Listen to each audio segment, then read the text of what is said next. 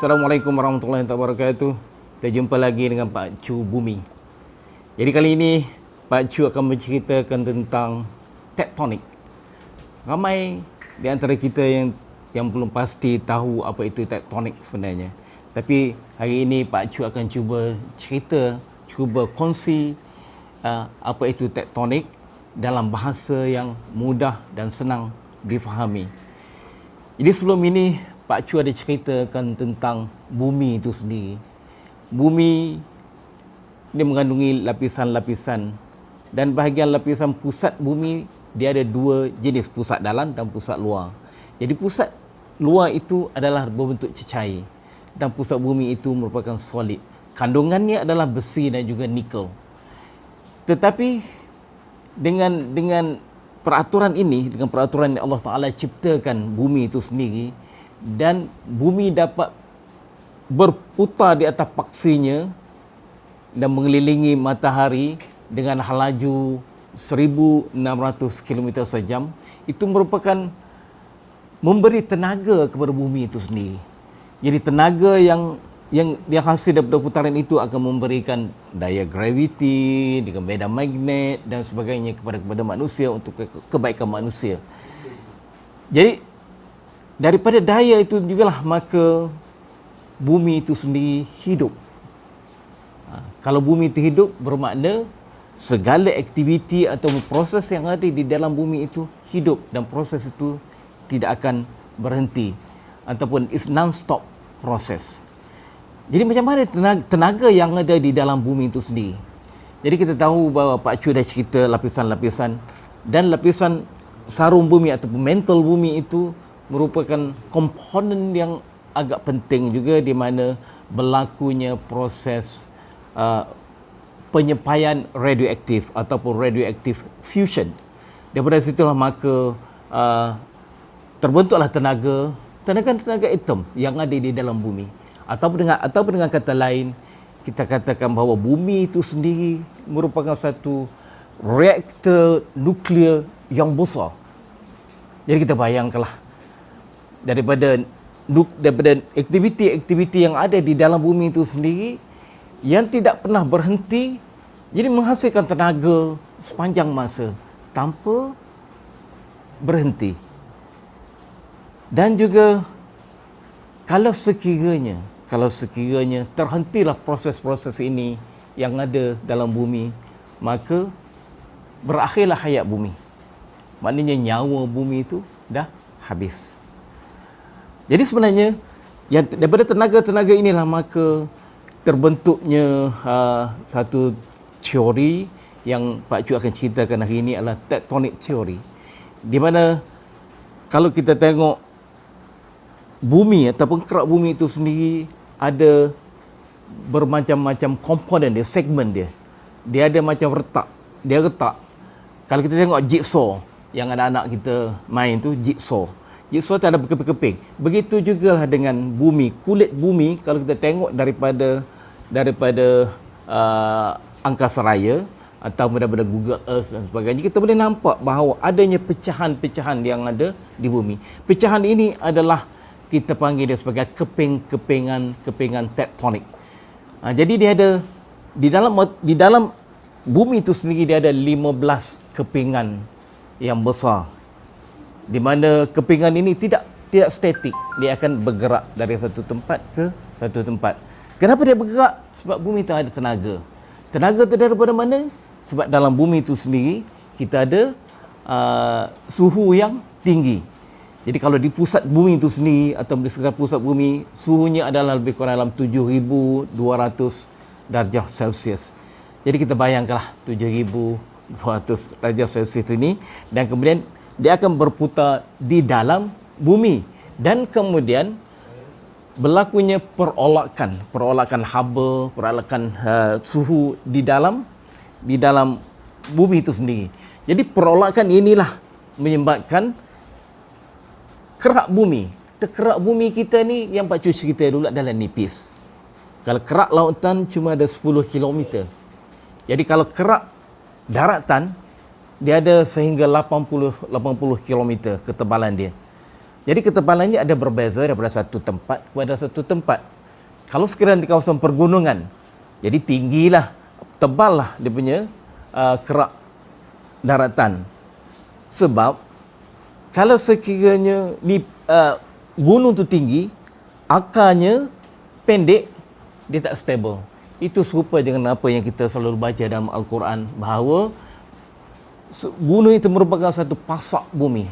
Maknanya dengan kata lain, kalau tingginya gunung, maka akarnya adalah panjang supaya tidak topple ataupun tidak tunggang terbalik gunung kita.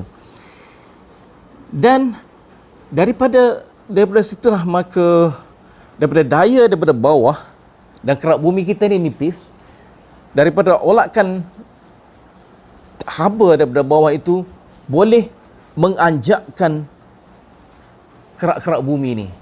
Jadi anjakan kerak-kerak bumi kita panggil dia teori hanyutan benua. Ini adalah sebahagian daripada teori tektonik. Di dalam proses hanyut tu tadi, dia cuma ada tiga cara dia akan bergerak. Sama ada dia menjauhi di antara satu sama lain, ataupun mendekati di antara satu sama lain, ataupun dia selisih di antara satu sama lain, ataupun dalam bahasa Inggeris kita panggil dia is convergent plate boundary, divergent plate boundary, transform fault boundary. Jadi dia ada tiga kaedah pergerakan dia. Jadi yang segala-galanya adalah daripada tenaga, daripada olakan haba yang ada di bawah bumi. Yang bertanggungjawab adalah di kawasan mantle, kawasan sarung bumi itu sendiri. Jadi macam mana dia tu bergerak? Macam mana kita tahu dia bergerak? Sebab sekarang ni kita tahu bahawa dengan teknologi yang ada, kita dapat membuktikan bahawa memang bumi, memang kita punya kerak bumi ini bergerak.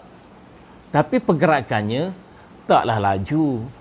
Bukan macam kita bawa kereta 150, 170 km sejam.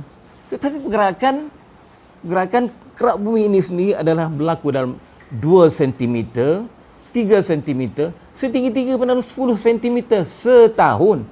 Manusia tak boleh rasa. Jadi pergerakan itu adalah sangat perlahan. Kalau kita tengok kuku kita ni, tahu tak berapa dia punya rate dia tumbuh dia?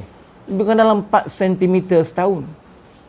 Tapi kalau rambut kita ni pertumbuhannya adalah lebih kurang dalam 12 cm setahun. Jadi kita bayangkanlah, bumi kita ataupun pergerakan kerak bumi itu adalah lebih kurang dalam 3 cm ataupun 5 cm setahun. Jadi pergerakan itu berlaku kalau sekiranya dia menjauh, yang Pak Cuci kita dia menjauh ataupun dia menjauh, kemudian dia akan beri kesan kepada keping yang di sebelahnya.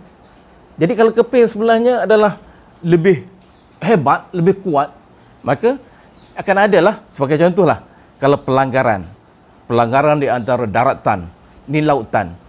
Kemudian apabila dia sampai satu dekat, kemudian yang lautan ini, yang plate ataupun kerak lautan, dia akan menyusut ke bawah.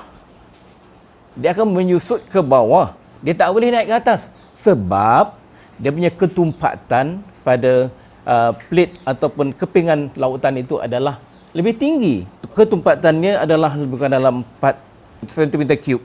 Jadi kalau sekiranya, sedangkan yang daratan ini adalah lebih kurang 2.7. Jadi mestilah dia akan menyusut ke bawah. Jadi menyusut ke bawah, dia akan masuklah ke bawah sampailah ke mantle. Ke mantle ni panaslah. Kawasan panas. Jadi yang di bawah ni akan jadi hancur. Akan hancur sebab suhu dia tinggi. Apabila suhu dia tinggi, maka akan berlakulah wujudnya magma. Magma baru. Magma baru ni tak boleh duduk dalam ni. Dia akan keluar. Itu yang keluar sebagai gunung berapi. Itu kalau kes macam tu. Itu kalau kes yang mendekati di antara satu sama lain. Jadi kalau yang menjauhi, kalau dia jauh, sebagai contoh yang paling jelas sekali, kalau kita nak tengok, di antara Afrika dengan Amerika Selatan. Afrika dengan Amerika Selatan dulunya adalah merupakan satu blok yang besar ataupun satu kontinen yang besar, tetapi berpisah. Sampailah sekarang kita ada Laut Atlantik di antaranya. Jadi di tengah-tengah yang Laut Atlantik tadi kita panggil Mid Atlantic Ridges, di mana dia di situ dia akan ada satu bukaan. Jadi kita tengok ada orang menyelam pergi tengok macam mana terbukanya lautan Atlantik tu terbuka, dan kemudian kita nampaklah magma merah dia keluar bloom, kemudian terus mengeras, bloom keluar terus mengeras. Inilah dipanggil dia sebagai tempat di mana dia punya plate tu akan menjauh. Sebab itulah dulunya Amerika Selatan dengan Afrika dekat, dan kemudian sekarang dah jauh, sebabnya adalah di tengah-tengah dia ada ruang di mana plate-nya adalah berpisah jauh. Ini dia kata menjauh di antara satu sama lain. Kalau dah menjauh, mestilah akan ada mampatan yang di sebelah di sebaliknya. Kalau sekiranya mampatan, kemudian dia ada pula, dia akan jadi ricihan ataupun dia ditransform. Itulah ketiga-tiga plate yang ada di atas muka bumi kita ini. Jadi proses inilah kita panggil proses tektonik.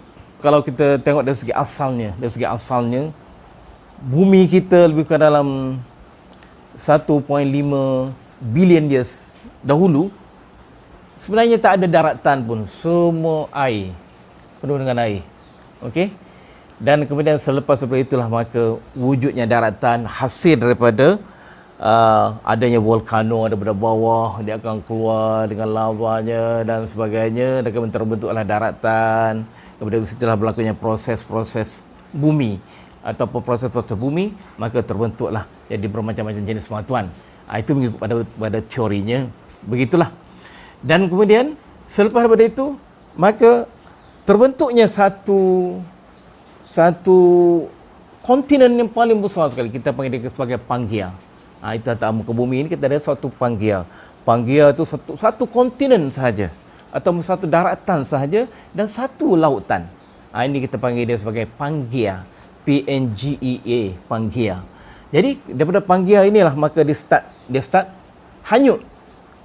Jadi daratan tu hanyut, pergi sana, pergi sini, jadi sini terlanggar sana, terlanggar sini, tersisih sana, tersisih sini, dan kemudian maka terbentuklah, kalau berlanggar, terbentuklah Gunung Ganang.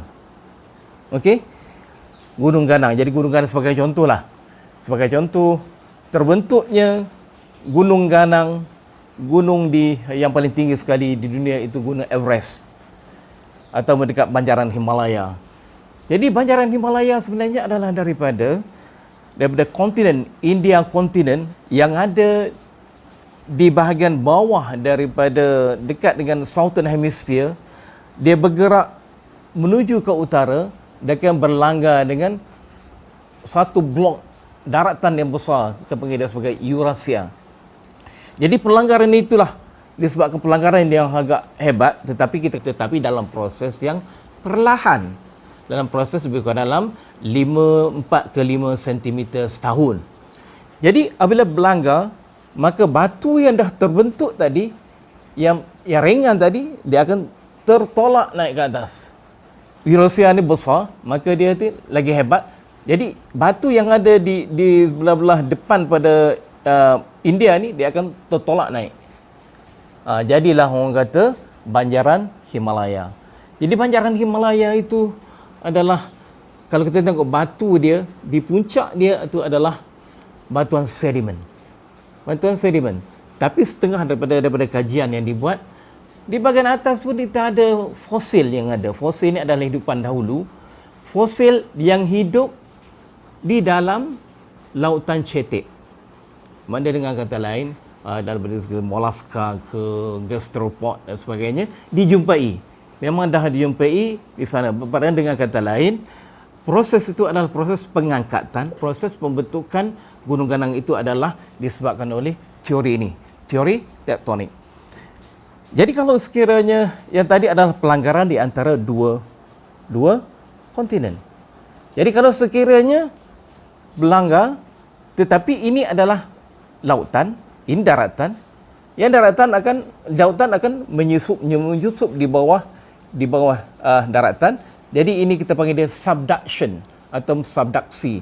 Dia turun dan kemudian dia akan lama-lama ini akan cair akan keluar sebagai volcano. Sebab itulah volcano ada di kawasan yang paling aktif sekali di dunia ini adalah Ring of Fire atau kawasan lingkaran api Asia Pasifik.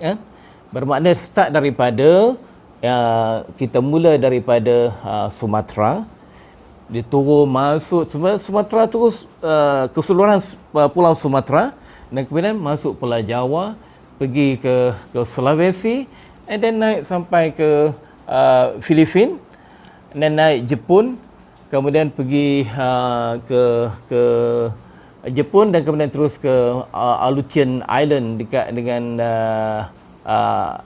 Rusia, kemudian pergi ke Alaska, daripada Alaska kemudian turun ke dekat dengan Caldera dan sampailah ke Chile di bawah.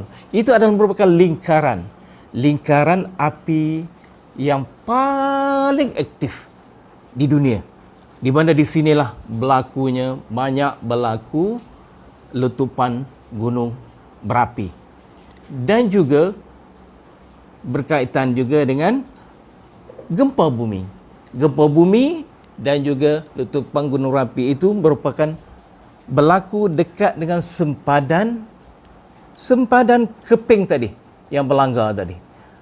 Inilah orang kata ilmu yang seharusnya kita tahu bahawa kejadian bumi ini sendiri adalah tidak statik. Dia adalah dinamik, selalu bergerak ke sana dan ke sini, ke sana, ke sini, ke sana, ke sini. Tapi bukanlah macam itu. Tapi bermakna dia tak diam. Dia sentiasa bergerak. Macam mana bergerak dia? Terbukti dengan GPS station. Jadi sekarang GPS, Global Positioning System, dia boleh tanam dekat mana-mana atas muka bumi ini. Kita di dunia ini ada dah beribu-ribu dia punya GPS station yang segala-galanya dikawal oleh satelit. Jadi data-data yang dihantar itu adalah real time data dihantar, dan kemudian kita tahulah macam mana proses pergerakan tu.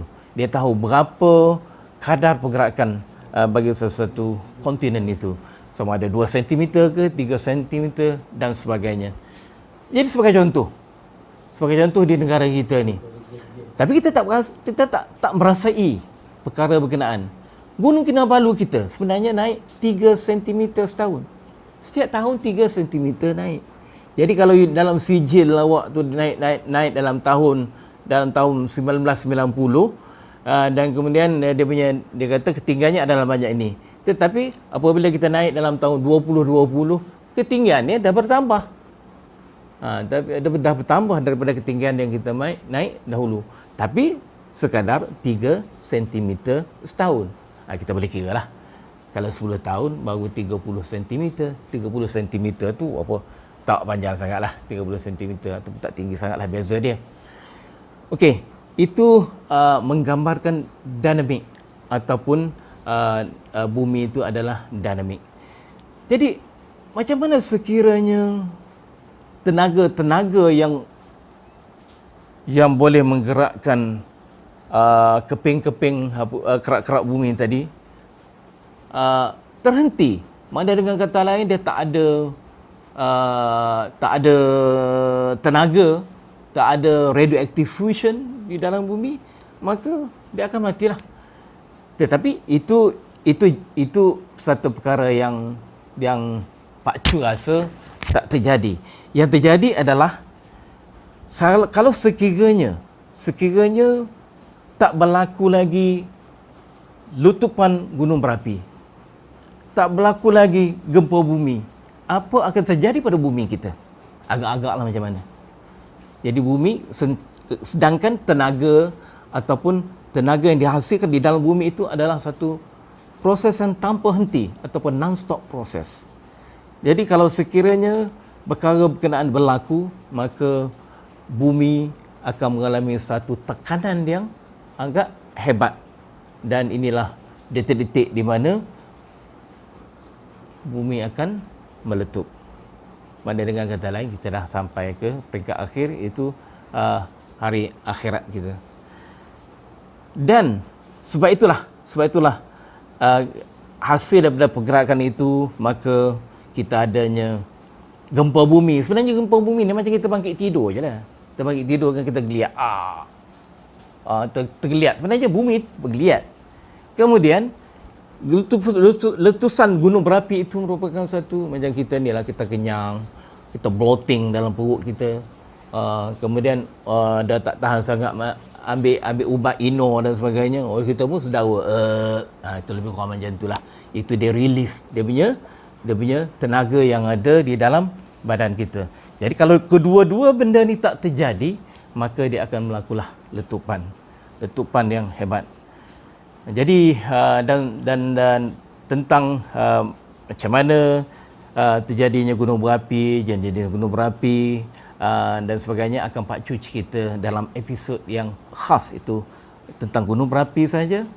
Adakah Malaysia ni ada gunung berapi ataupun tidak? Kita tunggu dan lihat. Dan kemudian kita tengok macam mana proses gempa bumi itu terjadi. Jadi gempa bumi ni di Malaysia ni ada tak gempa bumi? Jadi Pak Cu akan ceritakan perkara ini dalam episod akan datang. Jangan lupa like, subscribe dan share video ini untuk manfaat kita semua demi memasyarakatkan geologi negara. Bye bye. Assalamualaikum.